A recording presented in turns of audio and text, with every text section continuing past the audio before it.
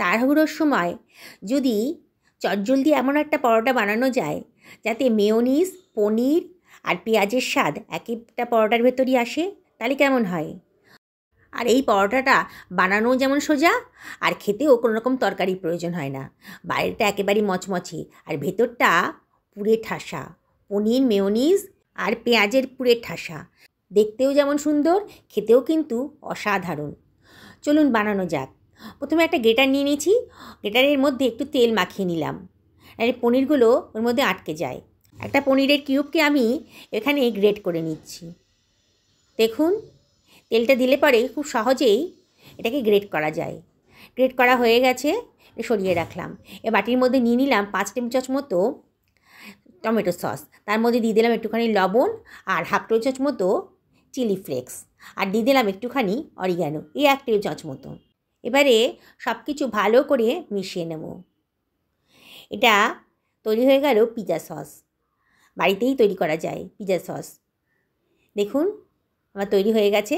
আমি অর্ধেক পরিমাণ আটা আর অর্ধেক পরিমাণ ময়দা একটু কালো জিরে, সাদা তেল আর লবণ দিয়ে মেখে রেখেছিলাম এই আধ ঘন্টা আগে। আপনারা ইচ্ছে করলে শুধু ময়দা কিংবা শুধু আটা দিয়েও এটা করতে পারেন। এবারে আমি আটা দিয়ে একটু বেলে নিচ্ছি, যতটা সম্ভব গোল করে আর পাতলা করে আমি এটা বেলে নিচ্ছি। এবার আমি ওপরে দিয়ে দিচ্ছি খানিকটা পিৎজা সস, যেটা আমি বানালাম এইমাত্র, সেটা আমি চামচ দিয়ে ছড়িয়ে দিচ্ছি। গোটা রুটিটার গায়ে আমি এটাকে মাখিয়ে নিচ্ছি। দেখুন, এবার ছড়িয়ে দিয়ে আমি একটা সাইড কেটে দিচ্ছি। দেখুন, ভিডিওতে যেমন দেখাচ্ছি ঠিক সেন্টার থেকে কিছুটা পোর্শন আমি কেটে দিলাম। এইবার খানিকটা পনির আমি একটা পোর্শনে দিয়ে দিচ্ছি, যেমন ভিডিওতে যেমন দেখাচ্ছি। ঠিক বলে আমি বোঝাতে পারবো না, ভিডিওতে যেমন দেখাচ্ছি আপনারা দেখুন, একটা সাইডে আমি খানিকটা পনির দিয়ে দিলাম। এইবারে আর একটা সাইডে আমি দিয়ে দিচ্ছি খানিকটা মেয়োনিজ। দেখুন ভিডিওতে, এই পরোটাটা কিন্তু দারুণ সুস্বাদু খেতে হয়। এবার মেয়োনিজটাকে আমি ভালো করে চামচ দিয়ে মাখিয়ে নেব। একটা পোর্শনে আমি চামচ দিয়ে মেয়োনিজটাকে মাখিয়ে নিচ্ছি। ঝটপট তৈরি হয়ে যায় এই পরোটাটা, বানানোও সোজা আর খেতে কিন্তু সত্যিই অসাধারণ। এবারে খানিকটা পেঁয়াজ কুচি আমি আর একটা পোর্শনে দিয়ে দিচ্ছি, ঠিক যেমন ভিডিওতে দেখাচ্ছি। পেঁয়াজটা দেওয়া হয়ে গেল। এবার আমি ওপর থেকে ছড়িয়ে দিচ্ছি খানিকটা কাঁচা লঙ্কা। আপনারা লঙ্কার পরিমাণটা নিজেদের পছন্দ মনে দেবেন। এবার দেখুন আমি কেমন করে ফোল্ড করে দিচ্ছি। একটা পোর্শন নিয়ে ফোল্ড করে আবার একটা পোর্শনে ফোল্ড করে দিলাম, দিয়ে আবারও এই পোর্শনটাকেও ফোল্ড করে দিচ্ছি।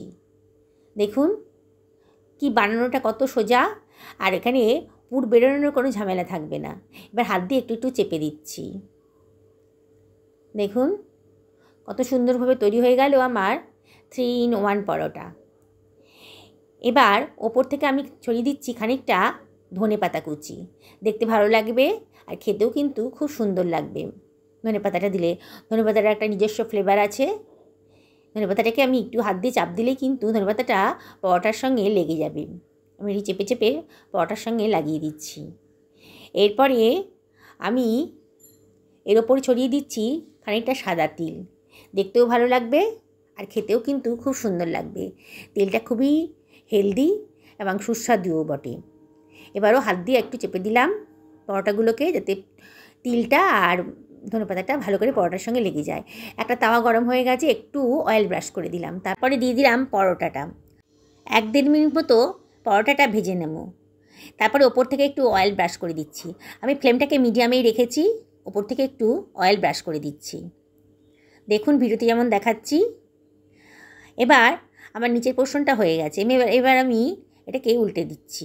দেখুন নিচেরটা কিন্তু বেশ ভাজা ভাজা মতো হয়ে গেছে। এর উপরে আমি আবারও অয়েল ব্রাশ করে দিচ্ছি, ভালো করে অয়েলটাকে দিয়ে দিচ্ছি। খুব অল্প তেলে আমি রান্না করছি। দেখুন একটু চেপে চেপে দিয়ে ভালো করে ভাজতে হবে। একটু চেপে চেপে ধরলে পরে ভেতরটা ভালো করে ভাজা হয়ে যাবে আর ভেতরটা কাঁচা থাকবে না। দেখুন আমার পরোটাটা কিন্তু ভাজা হয়ে গেছে। এবার আমি এটা সরিয়ে রাখছি। আমি আর একটা পরোটাও ভেজে নিলাম, আবারও দিয়ে দিচ্ছি গরম তাওয়াতে। দিয়ে আবার ওপর থেকে একটুখানি, নিচটা একটু হয়ে গেছে, ওপর থেকে আবারও একটু অয়েল ব্রাশ করে দিচ্ছি। খুব অল্প তেলেই এটা রান্না হয়ে যাবে, খুব হেলদি। আপনারা এটা সকালের জলখাবারে, বাচ্চাদের টিফিনে এবং রাত্রিবেলাও ডিনারেও কিন্তু এটা তৈরি করে নিতে পারেন। খেতে কিন্তু সত্যি অসাধারণ। আর এটা যেদিনকে করবেন সেদিনকে আপনার কোনো তরকারির প্রয়োজন হবে না। এটা নিজেই একাই 100 পরোটাটা এত সুস্বাদু যে একবার যদি এইটা বানিয়ে খান তাহলে কিন্তু বারবার এটা খেতে ইচ্ছে করবে। বাচ্চাদের বড়দের সবারই খুব পছন্দের রেসিপি। আমি এটা বাড়িতে প্রায়ই বানাই। বানানোও খুব সোজা, চটপট হয়েও যায়। বাচ্চাদের টিফিনও আপনারা এটা দিতে পারেন, বাচ্চারা খুব আনন্দ করে খাবে। বন্ধুরা, রেসিপিটা যদি আপনাদের ভালো লাগে তাহলে লাইক করবেন, কমেন্ট করবেন আর শেয়ার করবেন। অবশ্যই কমেন্ট করে জানাবেন কেমন লাগলো আপনাদের। একই পরোটার মধ্যে 3 রকমের স্বাদের পরোটাটা কেমন লাগলো আপনাদের। 3 in 1 পরোটা। দেখুন আমি পেটে দিয়ে দিচ্ছি, দেখতে কিন্তু সত্যি খুবই ভালো লাগছে আর খেতে কিন্তু অসাধারণ। একদিন খেলে পরে আমি গ্যারেন্টি দিচ্ছি আর একদিন বানাবেনই। দেখুন ভেতরটা কেমন পুরে ঠাসা, মেয়োনিজ, পনির আর পেঁয়াজ, দারুণ স্বাদ হয় পরোটাটা। সত্যিই বলছি একেবারে অসাধারণ। বাইরেটা একেবারে ক্রিস্পি আর ভেতরটা নরম পুরে ঠাসা পরোটাটা। বন্ধুরা আপনারা অবশ্যই একদিন বানান, এটাই আমি রিকোয়েস্ট করব। আপনারা সকলে ভালো থাকুন। আজকে তাহলে এই পর্যন্তই থাক।